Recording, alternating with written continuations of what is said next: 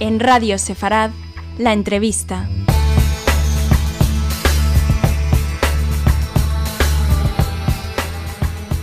Hola oyentes de Radio Sefarad, hoy tenemos el gusto de tener desde la Biblioteca Nacional de Israel a Idán Pérez. ¿Qué tal, Idán? Muy bien, muchas gracias. Gracias por llamar. Tú has estado recientemente de visita en España, has estado en Barcelona dando una charla que nos ha llamado mucho la atención. Dentro de la Biblioteca Nacional, tu labor es el Departamento de Libros Raros, así se llama, ¿no? Sí, la verdad que no sé cómo se podría traducir al español. Es el Departamento de Nedirim y incluye manuscritos y libros raros, aunque en español suena un poco raro. Pero sí, es el departamento de donde estoy. Y entre esos libros tan poco frecuentes, has estado hablando en Barcelona sobre el Nusach Catalani. Vamos a explicar lo que es el Nusach para que la gente sepa de qué estamos hablando, ¿no?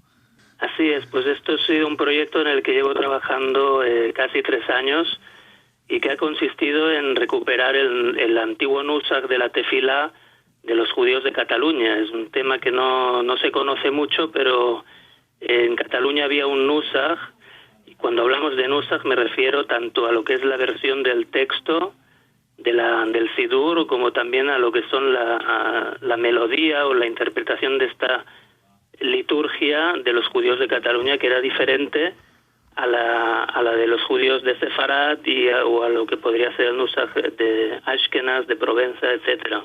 Uh-huh. Bueno, este Nusach, ¿dónde se ponía en práctica? ¿En qué sinagogas o en qué zonas?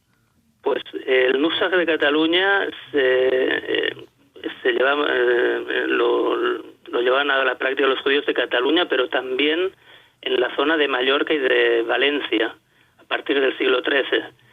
La verdad que no tenemos testimonios de manuscritos anteriores al siglo XIII de este Nusach, pero sí sabemos que los judíos de Cataluña, de Valencia y de Mallorca rezaban en este Nusach y lo llevaron consigo después de que salieron de Cataluña huyendo de las persecuciones de 1391 y también después de la expulsión. Uh-huh. Cuando hablamos del Nusach y del Sidur, estamos hablando de una liturgia que está escrita en textos y que se puede verificar si corresponde o no, como en este caso, con otro tipo de liturgias que se utilizaban en esa época.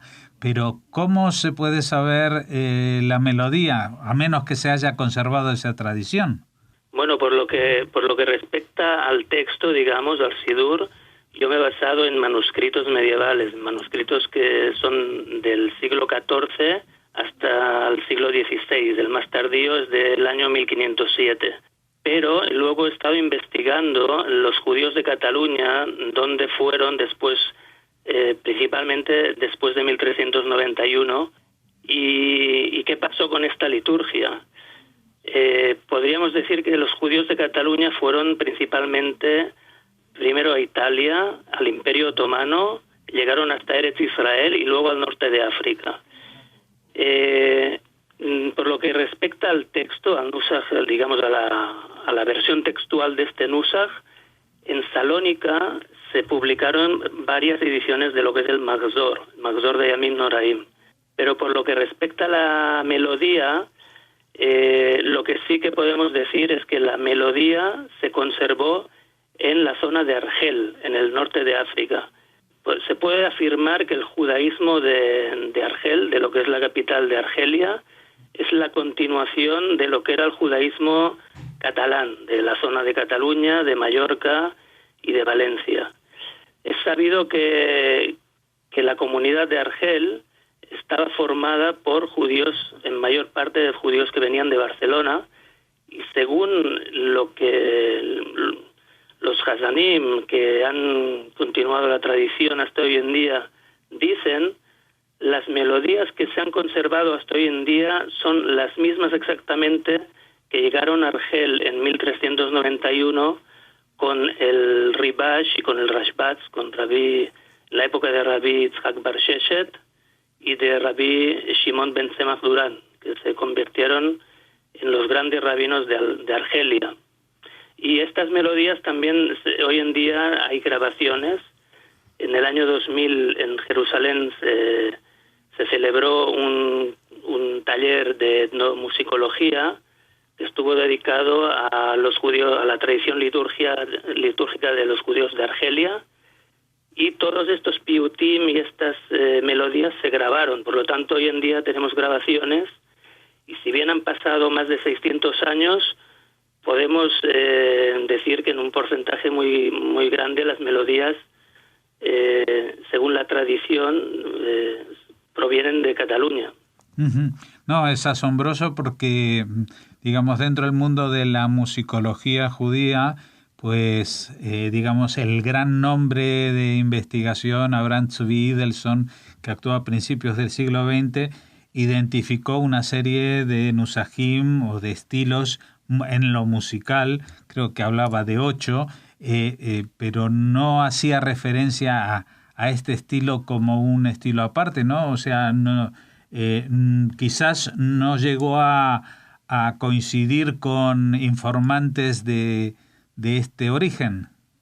Sí, puede ser. La verdad que yo me he dedicado más a lo que es la versión textual. Yo he publicado el Sidur de Cataluña, que sería el nusaj del texto.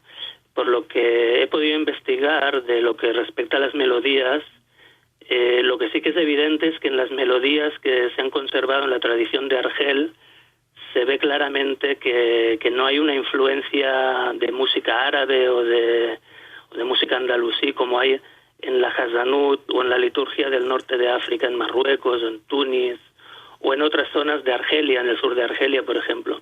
Ajá. Sino más bien melodías que pueden recordar más bien los romances de la época medieval, tanto en Cataluña como en el resto de la península ibérica. O sea que en lo que es la ciudad de Argel era una tradición, por lo menos en lo musical, que la distinguía, por ejemplo, de juderías importantes como la de Constantina. Sí, así es. En Constantín había una tradición más sefaradí y que ha tenido más influencia también la melodía de música árabe.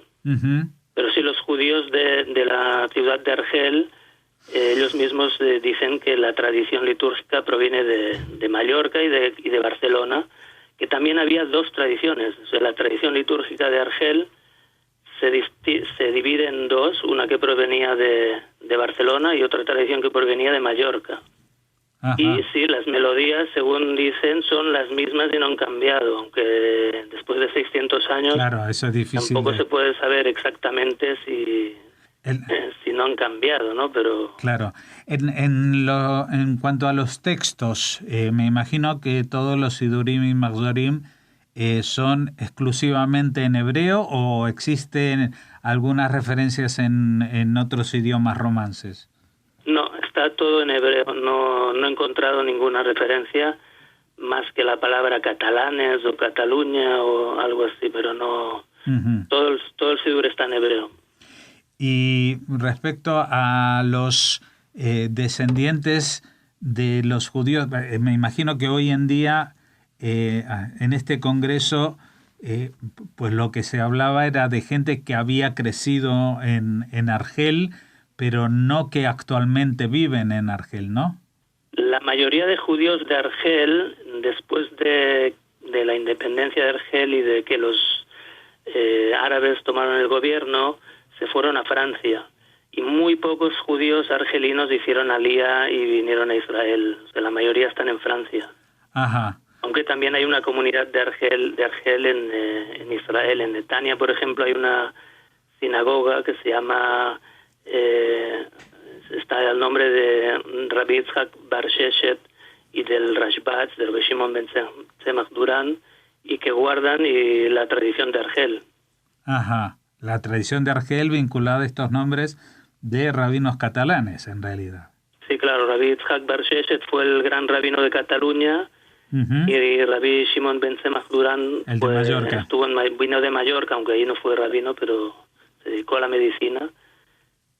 Pero luego se convirtió en Dayan en Argel y bueno, en Argel si hoy en día preguntas quiénes son los rabinos de Argel, todo el mundo sabe que son el Ribash, el Rashbat y el Rashbash, que fue el hijo de Rabbi Shimon ben Tzemach Durán, que son los rabinos de Argel y de Argelia en general, y por los cuales se ha regido también la psica de la halajá del judaísmo de Argel. El judaísmo de Argel también, no solo en temas de melodías, sino ha seguido lo que ha sido la tradición de psicat halajá del judaísmo de Cataluña. Que es diferente. Por ejemplo, en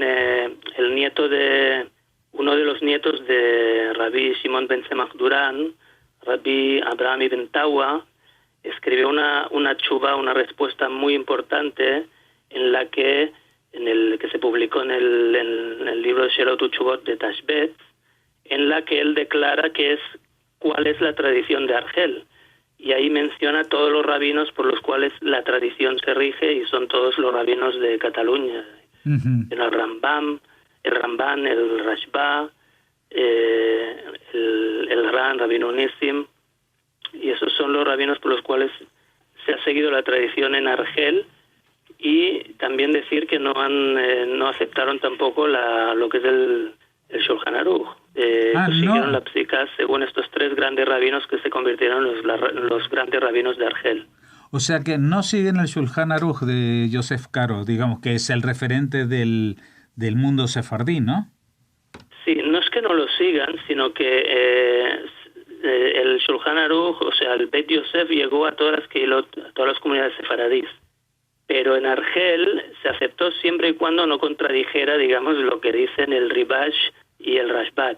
Mientras no contradiga la tradición, se sigue el Shulchan Aruch. Pero si alguna cosa está en contradicción con la psica de la halajá de estos tres grandes rabinos, se sigue la línea de estos tres grandes rabinos.